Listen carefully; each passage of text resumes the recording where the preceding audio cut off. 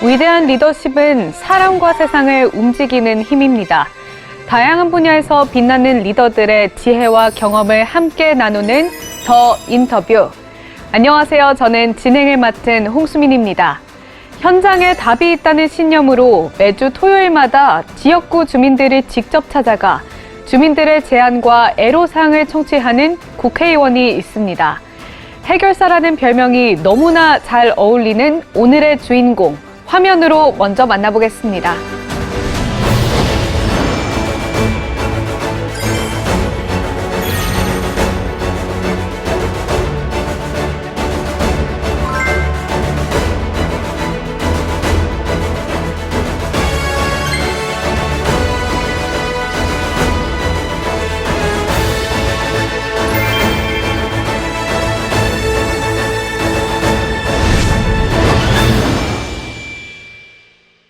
오늘 모신 분은 농림축산식품해양수산위원회 그리고 예산결산특별위원회 소속 위원으로 활동 중이신 윤준병 의원님 만나서 이야기 나눠보도록 하겠습니다. 어서 오세요. 네, 반갑습니다. 네, 이번에 제22대 국회가 출범한 지 7개월이 지났어요. 네네. 그동안 어떻게 지내셨나요? 22대 국회가 출범하기 위해서 지난해 이제 총선이 있었습니다. 총선 과정 속에서 윤석열 정부의 여러 가지 무책임, 무능, 또 독주 이런 부분을 가지고 주민들에게 심판을 호소했고, 그 과정 속에서 관련된 국민의 뜻이 총선의 결과로 반영이 돼서 야당이 압승하는 결과를 받았습니다. 그런데 그 이후에도 윤석열 정부는 소위 불법 비상계엄까지 발동하는 이런 어처구니 없는 행동들이 이루어졌습니다. 그래서 국민들의 입장에서 보면 참 답답하기도 하고 기대가 좀 보이지 않는 그런 7개월이었지 않나 이런 생각을 하고요. 그 과정 속에서 그런 내용들을 국민들에게 소구하고 또 함께 변화를 만들어가기 위한 노력을 했던 7개월이 아니었나 이런 생각을 합니다. 네, 이렇게 말씀만 들어봐도 바쁘고 좀 정신없을 수 있는 7개월을 보내신 것 같은데요. 의원님의 별명에 대해서 이야기를 나눠보고 싶어요. 해결사 윤준병이라는 별명을 갖고 계신데 어떤 이유에서 생겨난 건가요? 저 정치를 하면서 정치의 효능감이 갖춰져야 된다 하는 생각을 했습니다. 뭐 정치 이전에도 정치를 바라볼 때 국민들의 시각에서 보면 늘상 다투기만 하고 성과는 별로 없는, 별로 효능감이 떨어지는 영역 중에 하나로 이렇게 평가됐던 영역이 정치 영역이어서 제가 정치를 하면서 그런 부분을 좀 바꿔봐야 되겠다. 정치를 하더라도 국민들에게 효능감이 좀 느껴질 수 있는 정치를 할 필요가 있겠다. 뭐 이런 생각을 했고요. 네. 그 일환으로 이제 해결하는 정치가 좋은 정치다. 국민들이 원하고 또 바라는 내용을 구현해내는 것, 또 국민들이 아파하고 또 어려워하는 부분을 해결해 드리는 것이 정치 영역에서 해야 될 영역 중에 하나다 이런 생각을 했습니다. 그래서 제가 정치를 입문하면서 해결하는 정치가 좋은 정치라는 모토 하에 정치를 시작했고, 그 모토가 제대로 지켜질 수 있도록 최선의 노력을 다하고 있습니다. 네, 이후에는 슬로건도 특별한 게 하나 있는데 주전자 정치라고 하는데 제가 서점에 갔는데 주전자 관련한 의원님의 책도 하나 봤어요. 네네. 네, 한 번만 들어도 기억에 쏙 남는 그런 단어인데 이건 어떤 의미인가요? 공직생활 할 때는 공직자들이 피동적으로 움직이는 경우가 많아서 주인의식을 가지고 전문성을 키워서 자신 있게 이렇게 일하자 이런 취지에서 주전자를 동료들에게 호소를 했었습니다. 이제 정치에 입문하면서 어떤 내용으로 정치를 해야 될까? 아까 말씀드렸던 해결하는 정치가 좋은 정치다 이런 모토도 있지만 주민들이 원하는 내용을 제대로 구현해주는 그런 정치 신념이랄까 철학을 좀 만들어서 정치하는 기간 동안에 좀 구현했으면 좋겠다 이런 생각을 했습니다. 그 와중에 이제 생각됐던 게 공직생활에서 우리 동료들에게 소구했던 주전자. 그게 우리 어린 시절에 주전자를 들고 다녔던 생각도 나고 또 주전자의 기능별로 보면 우리가 정치를 하면서 소구해야 될 가치들이 다 장비에 있더라. 예를 들면 주전자에서 이제 물그릇을 잘 담아서 실제 목마른 사람들에게 물을 건네주잖아요. 그게 네. 일종의 민생이죠. 필요한 사람들에게 주는 것. 그리고 주전자에서 물을 주려고 그러면 물을 따라줄 때 늘 굽혀서 따라주니까 그게 자기를 낮추는 겸손의 가치가 있다.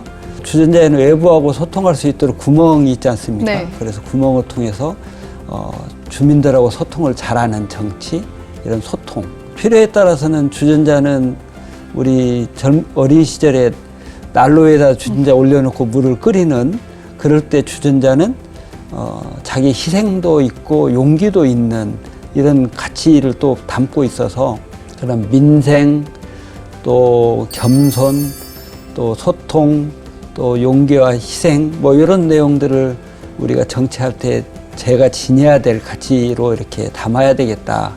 이런 차원에서 그런 가치를 담고 있는 주전자 정치, 그런 정치를 좀 해야 되겠다 이렇게 생각하고 그거를 제 정치의 모토로 이렇게 삼았습니다. 아까 힌트가 조금 나오긴 했지만 의원님께서는 그럼 개인적으로 주전자와 관련된 추억이나 에피소드가 있으신가요? 많죠. 어린 시절에 시골에서 자랐기 때문에 소위 일할 때 이제 논에 주전자 들고 이렇게 가서 일하시는 분들에게 건네주기도 하고 또 어르신들 뭐 주전자에 담겨 있는 막걸리 심부름도 하고 뭐 여러 가지 주전자와 관련된 내용은 일상생활 속에서 많이 접하고 함께 했던 중요한 도구 중에 하나였습니다. 네, 그렇게 많이 접했기 때문에 자연스럽게 떠올릴 수 있는 키워드가 아니었나 싶은데요. 지금도 제가 주전자 정치 한다고 그러면 네.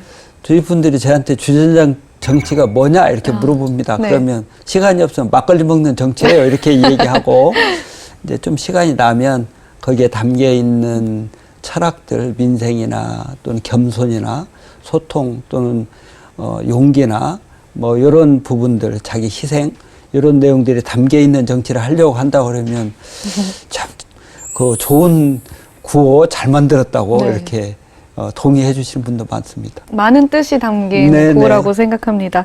의원님께서는 전북 정읍시 고창군을 지역구로 두고 계신데 그 지역에 대해서 자랑거리가 있으신가요? 뭐 여러 가지가 있죠. 우리 정읍은 동학농민혁명의 발상지 또 성지, 우리 고창도 마찬가지고 함께 우리 지역은 동학농민혁명의 발상지이고 성지 이렇게 알려져 있는 곳이기도 하고 그만큼 국가의 올곧은 방향으로 가기 위한 노력들을 많이 했던 그런 의기의 고향이기도 합니다. 그리고 특산물 이런 부분들이 많이 발전돼 있고 또 관광으로는 내장산 단풍이 유명한 곳이기도 네. 하고요.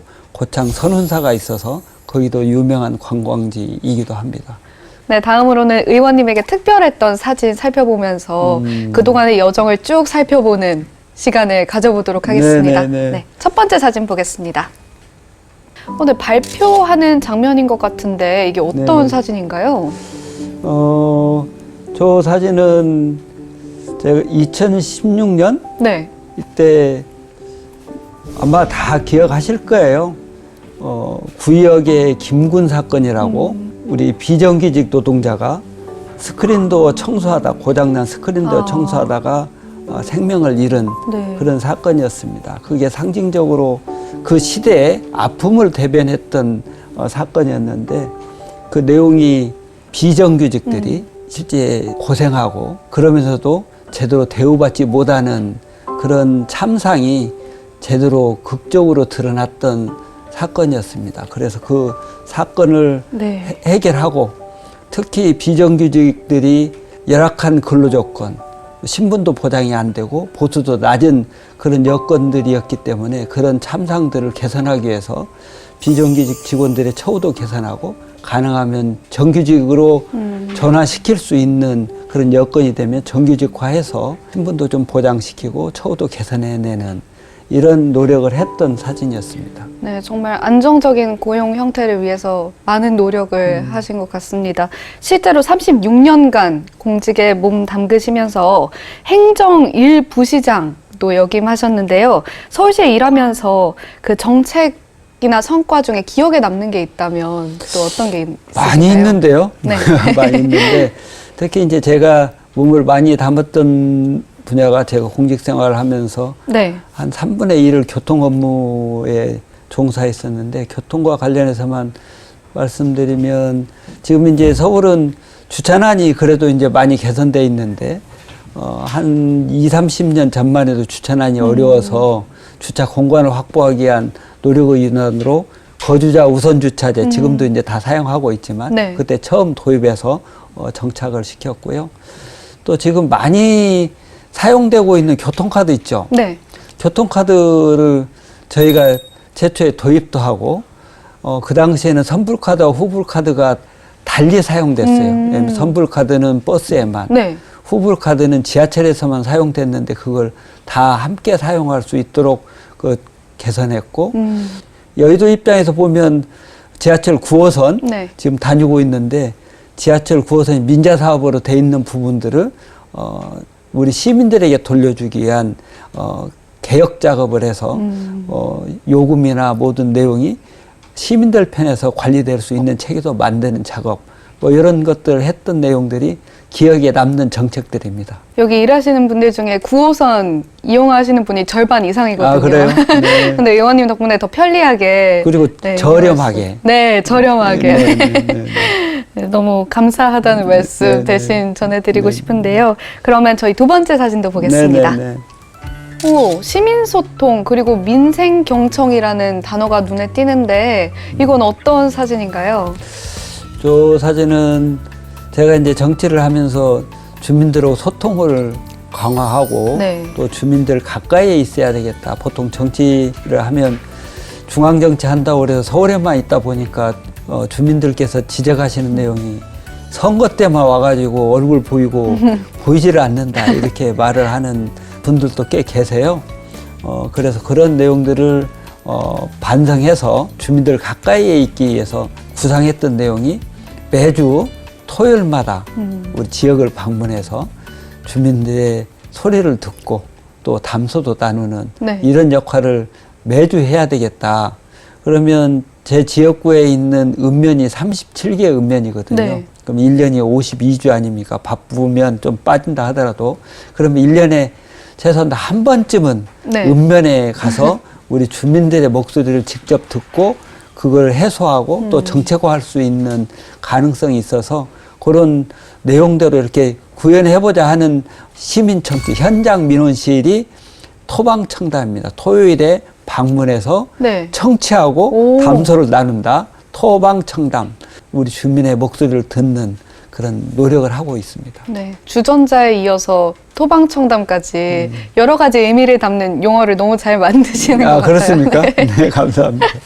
네, 다음 사진도 보겠습니다. 오, 네, 어떤 분인지 짐작은 가지만 의원님께 설명을 부탁드려야 될 것 같아요. 제가 제일 존경하고 사랑하는 저희 어머님이십니다.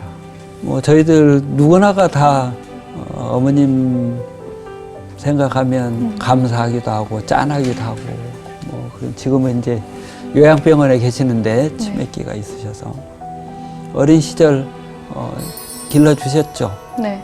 올곧게 정의감 있게 특히 이제 유교 집안에서 성장하셔서 그런 우리 동양 철학적인 훈육 이런 네. 걸 많이 하셨던 분이고 정직하게 살아라. 누구에게 누가 되지 않도록 살도록 이렇게 교육해 주셨던 분입니다. 많은 정성을 쏟아 주셔서 네. 지금 저를 만들어 주시지 않나 이런 생각을 합니다. 네, 이렇게 말씀만 들어도 사랑이 얼마나 넘쳐났던 분이셨는지 알 것 같아요. 네. 감사합니다. 지금부터는 의정 활동에 대해 이야기 나눠보도록 할 텐데요. 의원님은 예산결산특별위원회 소속 위원이시잖아요. 2025년 예산안에는 어떤 변화가 있을지 궁금한 분들이 많을 것 같아요. 2025년 예산 작업이 이제 22대 국회 예산 심의 과정의 첫 번째 심의여서 여러 가지 민생에 도움이 되는 예산 심의를 좀 하려고 했죠. 그래서 경기가 좀 어려우니까 경기를 좀 회복할 수 있는 예산, 그러면서도 낭비적인 요인이 있거나 권력기관이 실제 사용되고 있음에도 불구하고 사용처를 알 수 없이 가려져 있는 부분들을 제대로 관리할 수 있는 예산, 뭐 이런 네. 목표를 가지고 예산 심의를 했어요.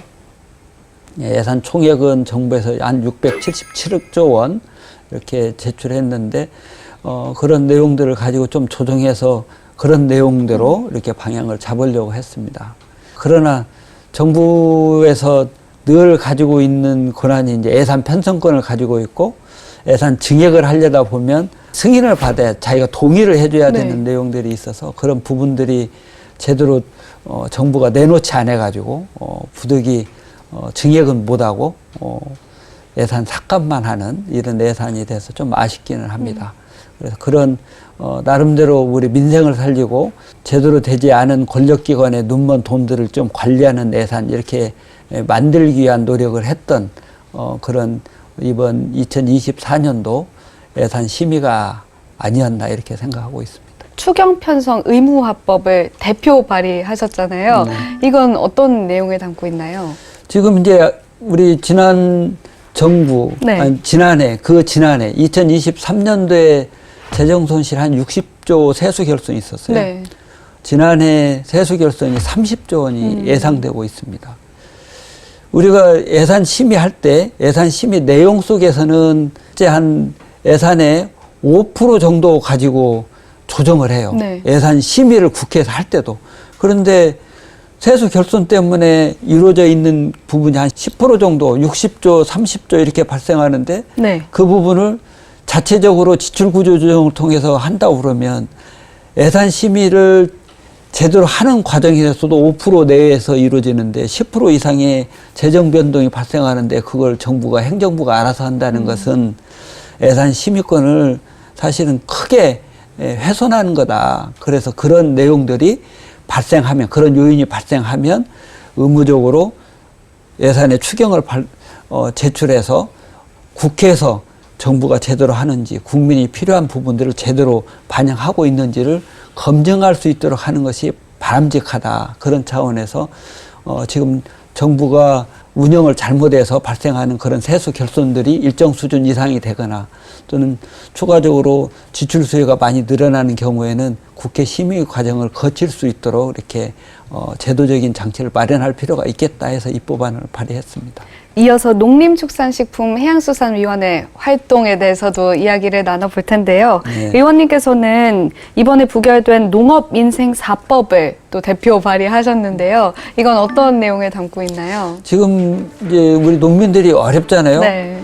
뭐 지금도 이제 미국에서 FTA 뭐 재검토하겠다고 하는데 FTA 체결할 때마다 늘상 손해 봤던 부분들이 농민들의 희생입니다.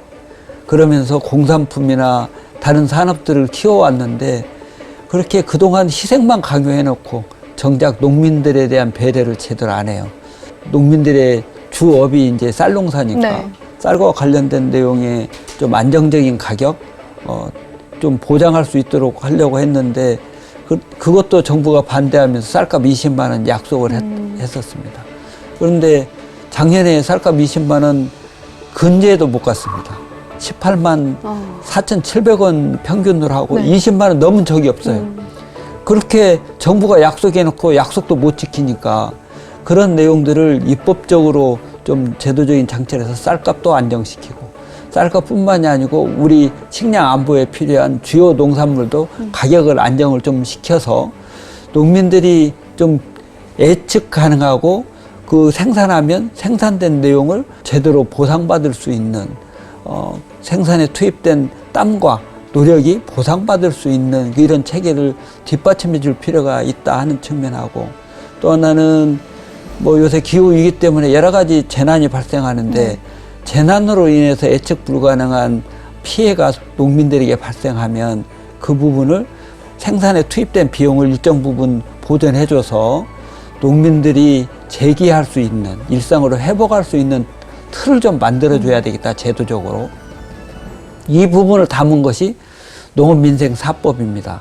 그런데 그 농업민생사법 했더니 재정이 많이 소요된다는 이유만으로 FTA에서 희생된 내용은 까맣게 잊어버리고 지금 당장의 재정이 부담이 될 수 있다는 이유만으로 거부권을 행사해서 또 폐기시켰잖아요. 그래서 안타깝게 생각합니다.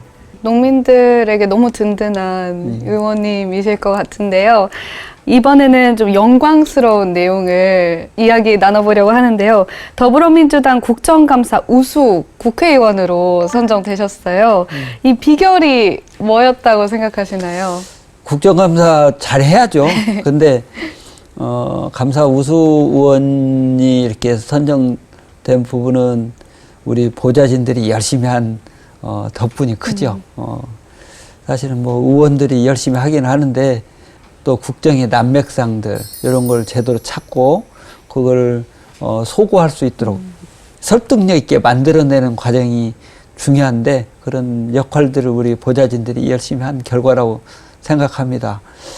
대신에 이제 그 과정 속에서 우리가 지켜야 될 꼭 정부가 잘못하고 있는 부분들 또 바람직한 방향으로 가야 될 내용들 이런 것들을 제대로 찾아서 그런 내용들이 전달되고 또 국정감사만 한 게 아니고 국정감사를 통해서 지적된 잘못된 부분들을 입법적으로나 예산을 통해서 꼭 뒷받침해서 정부가 잘못된 부분들을 반성하고 보완하고 개선할 수 있도록 이끌어내는 것도 중요하기 때문에 그런 내용들이 잘 이끌려서 잘 서로 만들어져서 좋게 평가를 받은 게 아닌가 이런 생각을 합니다. 네, 다시 한번 축하드린다는 고맙습니다. 말씀 네. 전해드리고 싶습니다. 그러면 이제 마지막 질문 드리겠습니다. 나중에 네. 주민들과 시민들 많은 분들에게 어떤 국회의원으로 기억에 남고 싶으신가요? 저는 공직생활 할 때도 네. 떠나는 모습이 아름다운 공직자가 돼야 되겠다 이렇게 스스로 다짐을 했습니다.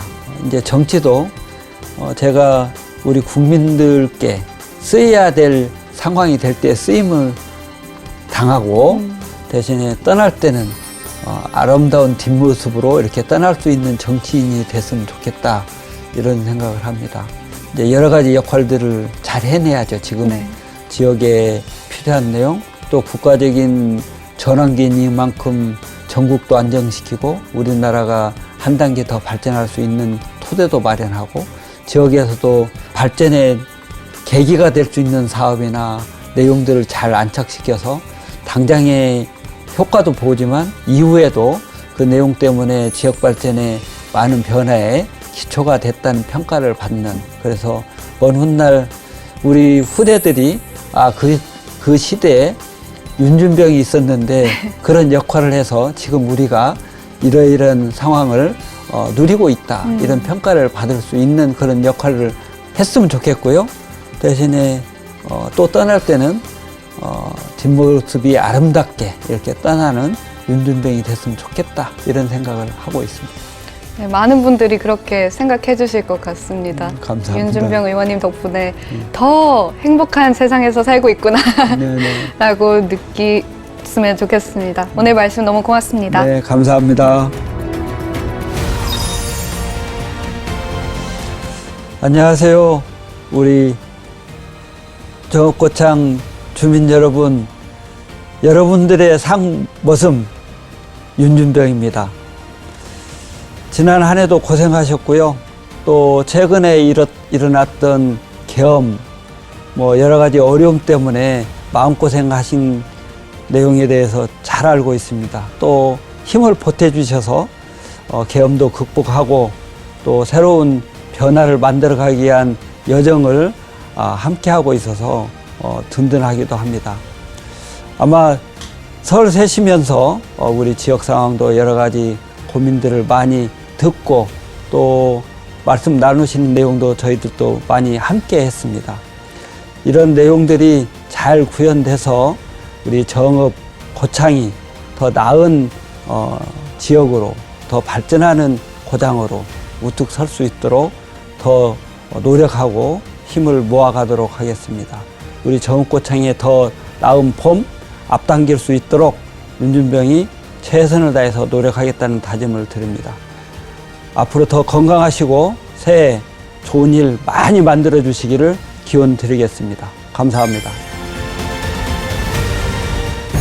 민생, 겸손, 소통, 용기의 뜻을 담은 주전자 정치를 하겠다는 윤준병 의원의 말씀이 깊은 울림을 주는데요.